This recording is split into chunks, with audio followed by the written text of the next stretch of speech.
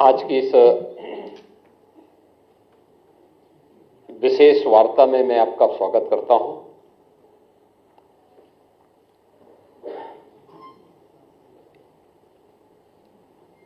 ये press meet Congress और अन्य विपक्षी दलों के द्वारा किए जा रहे अनैतिक और असंवैधानिक आचरण की ओर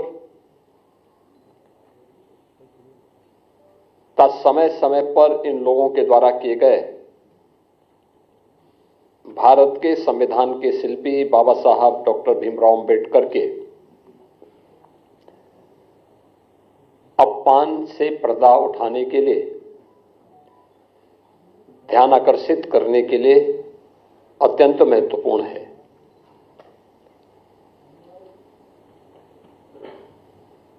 हम सब जानते हैं, देश की आजादी के आंदोलन में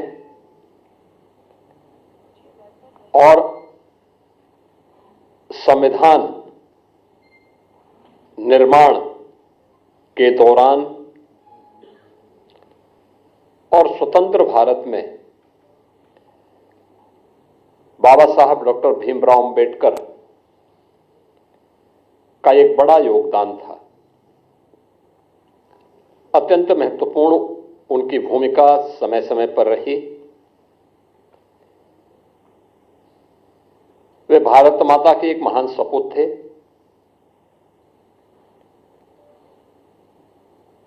उन्होंने विपरीत परिस्थितियों में तमाम प्रकार के सामाजिक बंधनों का सामना करते हुए उच्च शिक्षा अर्जित की, वित्त और अर्थव्यवस्था के क्षेत्र में, कानून के क्षेत्र में दुनिया की सर्वश्रेष्ठ डिग्री अर्जित की और फिर उसके माध्यम से उन्होंने भारत को अपने उस ज्ञान से आलोकित करने में अपनी पूरी ताकत लगाई। भारत के संविधान के शिल्पी के रूप में हर भारतवासी बाबा साहब डॉक्टर भीमराव अंबेडकर के प्रति श्रद्धा और सम्मान का भाव रखता है। एक और भारतवासी के मन में बाबा साहब भीमराव अंबेडकर के प्रति श्रद्धा और सम्मान का भाव, बाबा साहब भीमराव अंबेडकर के सपने का भारत बनाने के लिए भारतीय जनता पार्टी सदैव पूरी ईमानदारी और प्रतिबद्धता के साथ कार्य की है।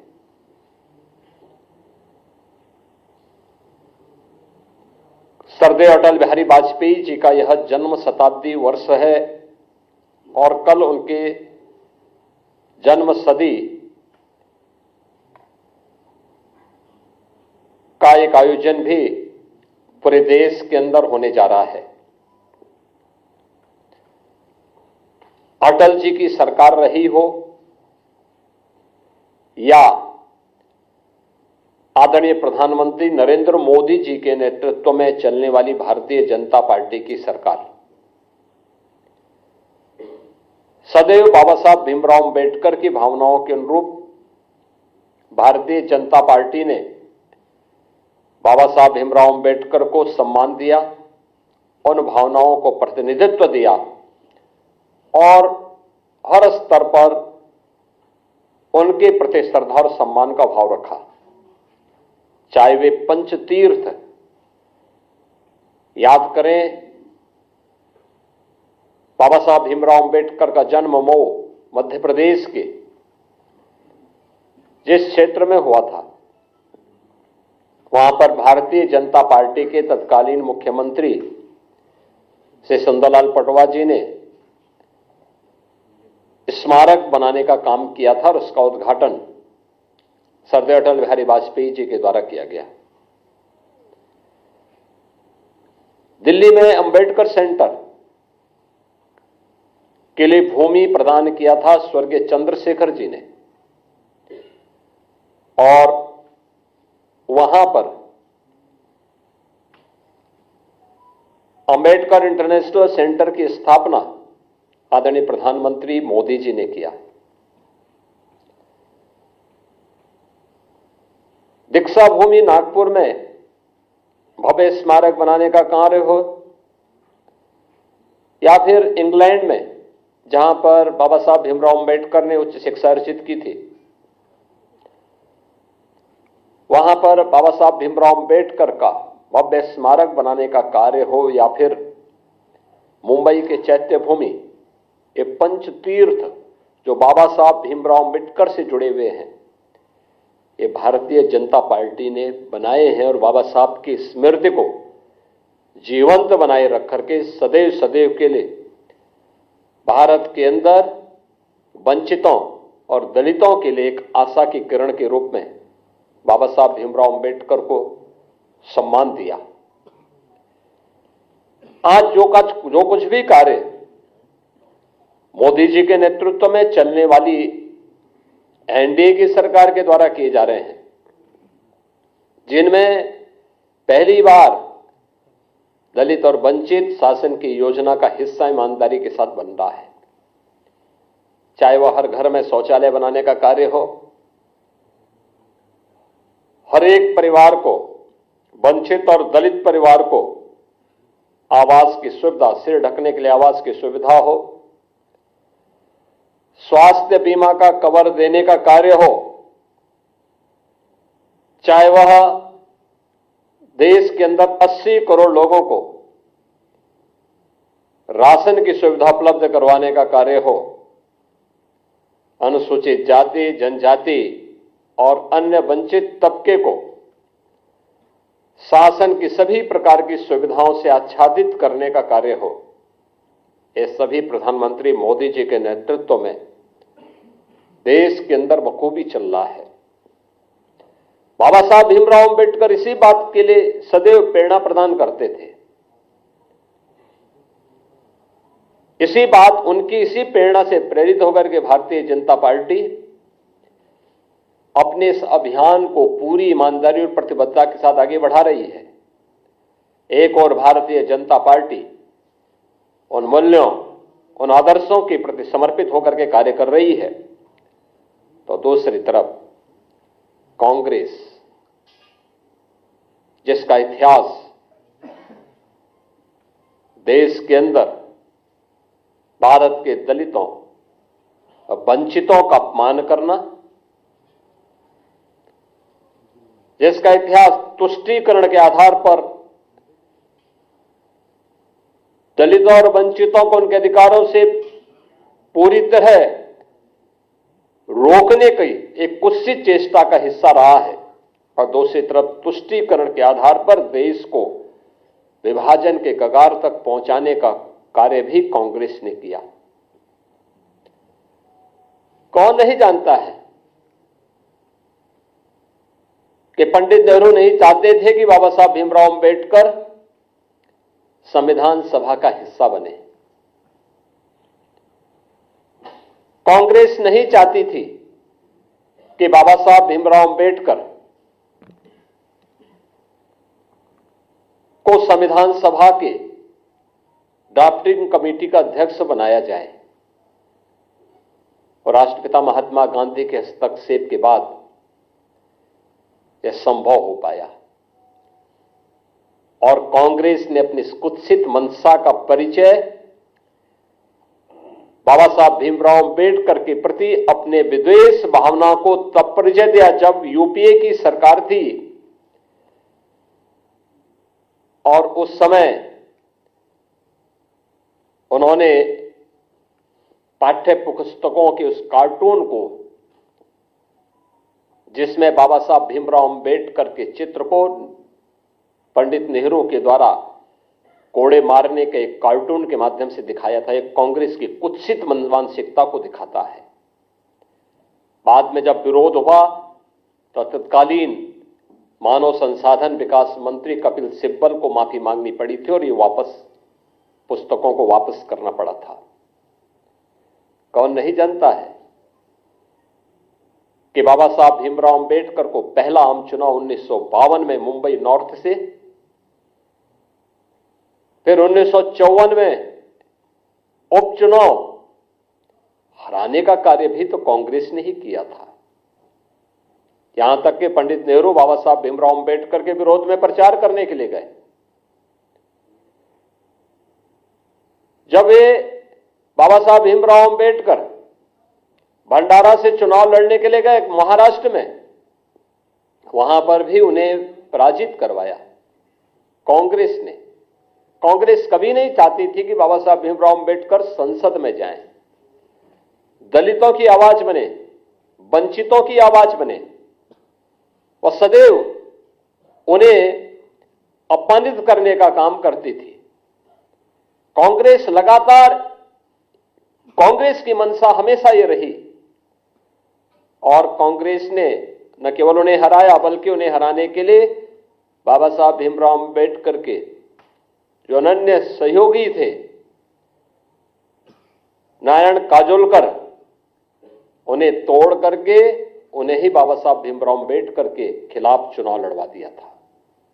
और हम सब जानते हैं कि उन्हें चुनाव लड़ाने के परिणति क्या थी। बाबा साहब चुनाव हारे और उन्हीं काजोलकर को कांग्रेस ने 1970 में पद्म पुरस्कार से भी सम्मानित किया।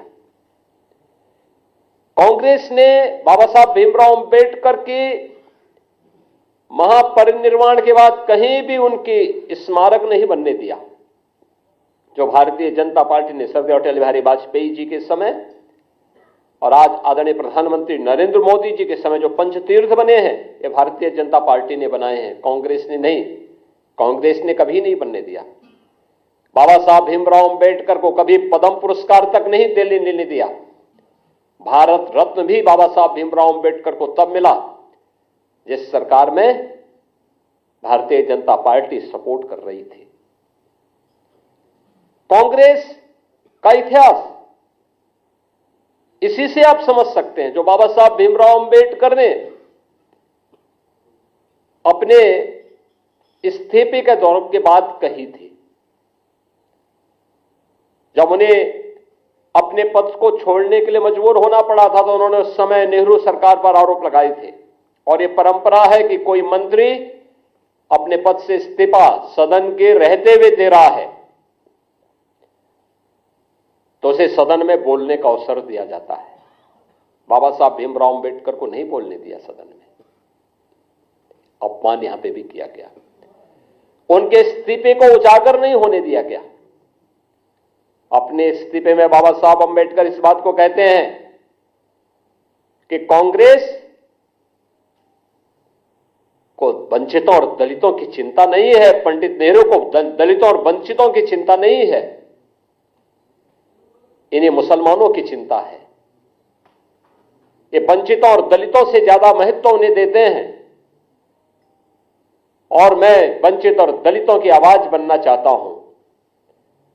मैंने वित्त और अर्थशास्त्र विषय से उच्च डिग्री हासिल की है, मुझे किसी संसदीय समिति में तक नहीं रखा गया है।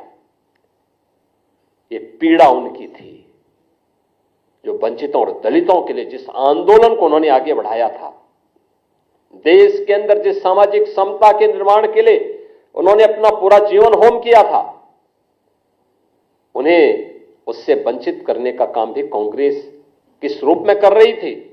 ये बाबा साहब अंबेडकर की पीड़ा उनके इस्तीफे के माध्यम से देखने को मिलती है। और याद करिए, जब कांग्रेस नेतृत्व की ही सरकार केंद्र में थी, तब उस समय कांग्रेस यूपीए सरकार के प्रधानमंत्री भी इस बात को कहते हैं कि देश के संसाधनों पर पहला अधिकार मुसलमानों का है या वंचितों और दलितों का नहीं है।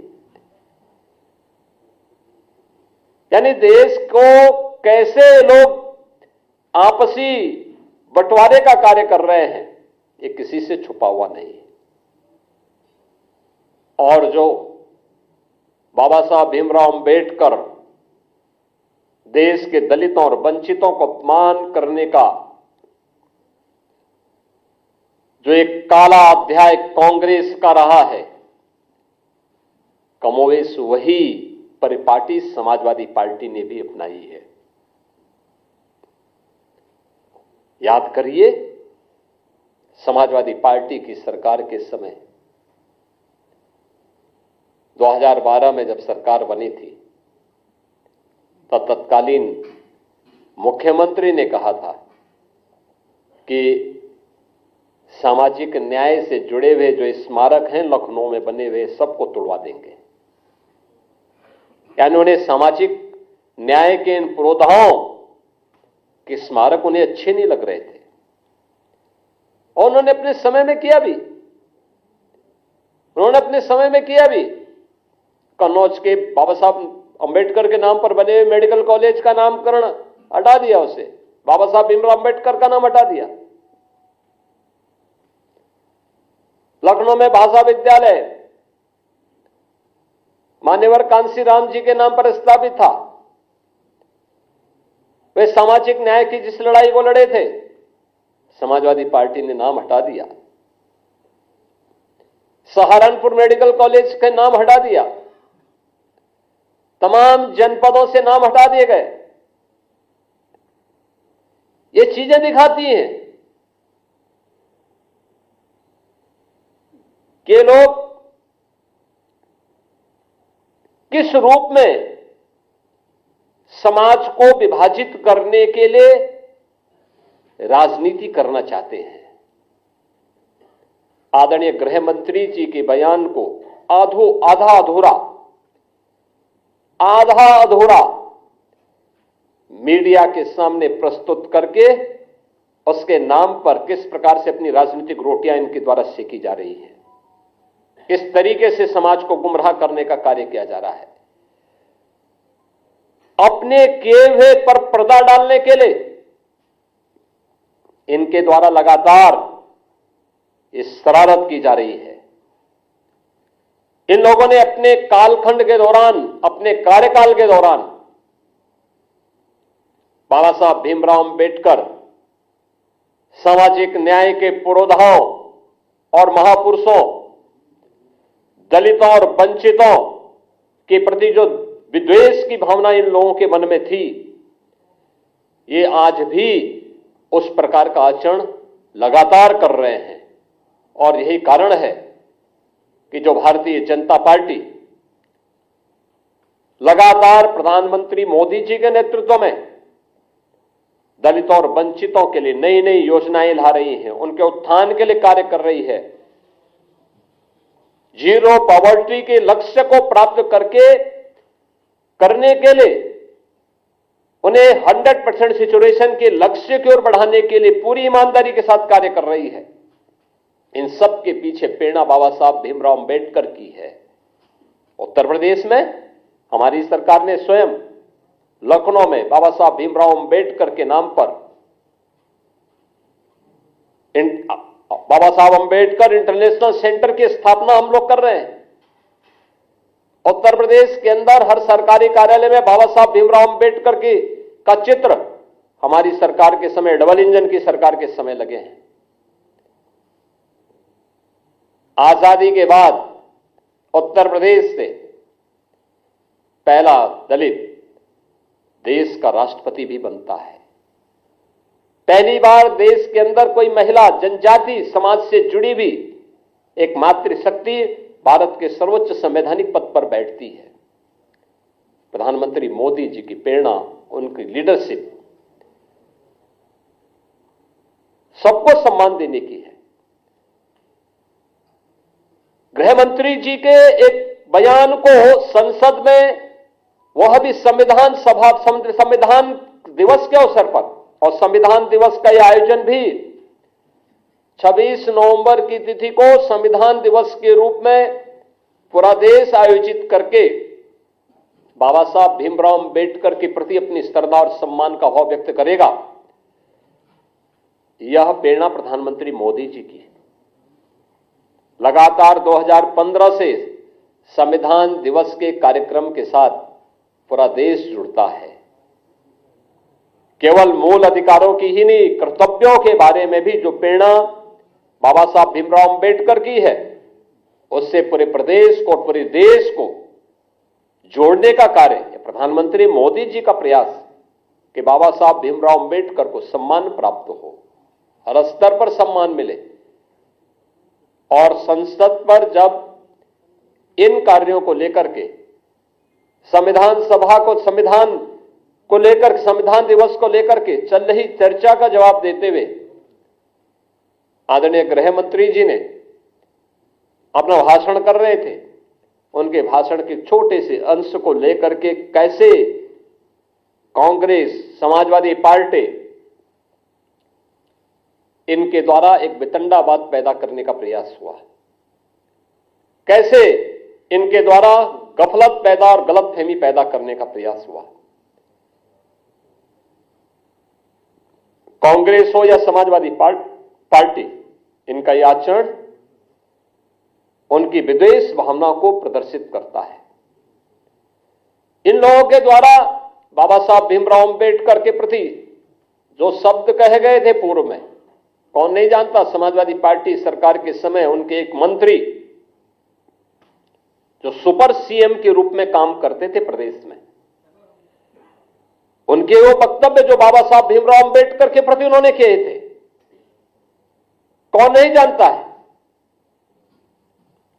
ये सभी, यही उनका वास्तविक आचरण था। और हम तो कांग्रेस के नेता राहुल जी से कहेंगे, देश की संसद में, संसद परिसर में सांसदों पर हमला हो, यह दृश्य भी देश ने देखा है। क्या यह आचरण उनका संवैधानिक माना जाएगा? क्या कांग्रेस पार्टी का यह आचरण संवैधानिक माना जाएगा? भारतीय जनता पार्टी के दो सांसद चोटिल होते हैं।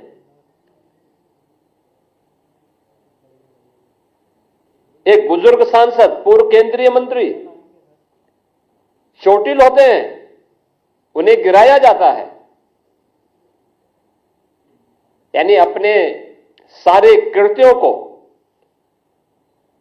मारपीट के कृत्यों को, बुजुर्गों को धक्का देने की कृत्यों को ये संवैधानिक बनाने का प्रयास करते हैं। देश की संसद में जब अनुसूचित जाति जनजाति के हितों के लिए या महिलाओं के कल्याण के लिए आने वाले बिल को जब से राहुल गांधी के द्वारा फाड़े जाते हैं, क्या यह आचरण संवैधानिक है? अपने इन असंवैधानिक कार्यों के लिए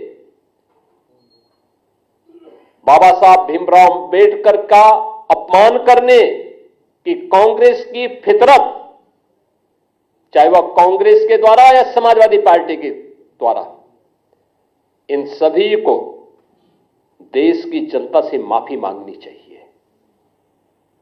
देश की जनता इनके आचरणों से इन्हें कभी माफ नहीं करने वाली है, क्योंकि आज इनका वास्तविक चरित्र सबके सामने आ चुका है। और अपने किए पर पर्दा डालने के लिए ये वर्तमान में समाज में विद्वेष की खाई को और चौड़ा करना चाहते हैं, लेकिन यह इनके ये कृत्य कभी अब सफल नहीं होने वाले हैं। जनता इन्हें खारिज कर चुकी है, बार बार खारिज की है। 2014 में खारिज की, 2017 में खारिज की, 2019, 2022, 2024 और अभी हाल ही के चुनाव में भी खारिज की है, आगे भी खारिज करेगी। मुझे आप सबसे यह अपील करनी थी कि कांग्रेस और समाजवादी पार्टी के इन कृत्यों को आम जनता के सामने रखने की आवश्यकता है और आम जनता ही नहीं बल्कि पूरे देश से ये दल अपने कृत्यों के लिए माफी मांगे। धन्यवाद जी।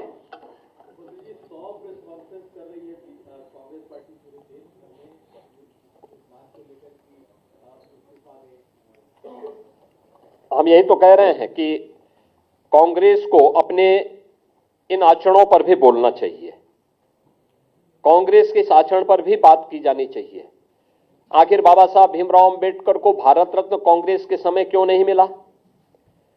बाबा साहब भीमराव अंबेडकर को 1952 में, 1954 के उपचुनाव में और उसके बाद भंडारा के चुनाव में कांग्रेस पार्टी ने उनके खिलाफ चुनाव लड़वा करके, प्रचार करके और साजिश से उन्हें हराने की जो कुत्सित चेष्टा की, क्या इसके बारे में कांग्रेस बताएगी? बाबा साहब भीमराव अंबेडकर को उनकी योग्यता के विपरीत काम नहीं करने दिया गया। वित्त और उद्योग जैसे महत्वपूर्ण विभागों का दायित्व नहीं दिया गया। बाबा साहब भीमराव अंबेडकर को किसी महत्वपूर्ण संसदीय समिति का चेयरमैन नहीं बनाया गया।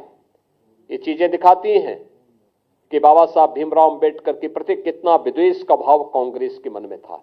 उनके सहयोगी को तोड़ करके उन्हें चुनाव हराया जाता है। कांग्रेस को इस पे स्पष्टीकरण देना चाहिए और देश की जनता से माफी मांगनी चाहिए। बाबा साहब भीमराव अंबेडकर का कोई भी स्मारक कांग्रेस ने अपने कालखंड में सर्वाधिक समय तक देश के अंदर, कांग्रेस की सरकार थी, भारत के संविधान के इस महानायक का, इस महान शिल्पी का स्मारक, चाहे उनकी जन्मभूमि में हो,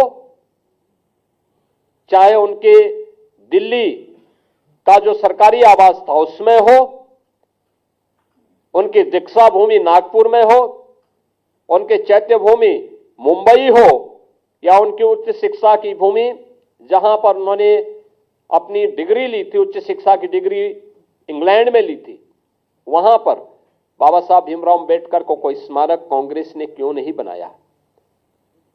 कांग्रेस को इस पर भी सफाई देनी चाहिए और देश की संसद में से राहुल गांधी के द्वारा देश की संवैधानिक मर्यादाओं को, संसदीय परंपराओं को तार तार करते हुए जो बिल की प्रतियां फाड़ी थी, क्या कांग्रेस इसके बारे में माफी मांगेगी? और कांग्रेस को इसके बारे में देश की जनता को बताना चाहिए।